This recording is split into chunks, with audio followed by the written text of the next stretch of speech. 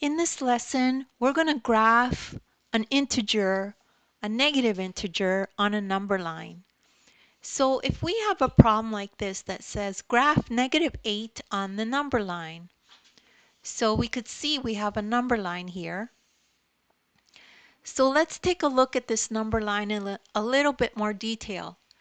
We could see that all the numbers on this side are negative. These are called negative integers, okay?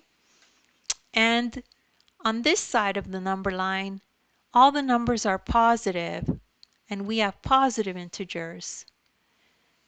We have 0 in the middle here, okay? So now we need to understand that numbers are getting bigger as you go this way on the number line. Positive integers are to the right of 0 and are getting bigger, okay? So these are all the numbers to the right of 0 that are getting bigger.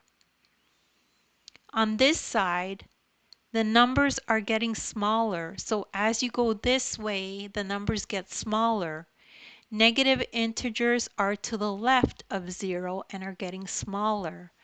So what that means is -10 is a smaller number than, for example, -5.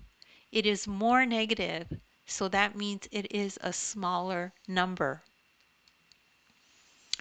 So now find -8 on the number line. -8 is negative, so it is to the left of 0. So it's going to be on this side. So now we just have to graph the point. We can see it's right here. So we could just graph the point, and let's do that. I think I will use a blue.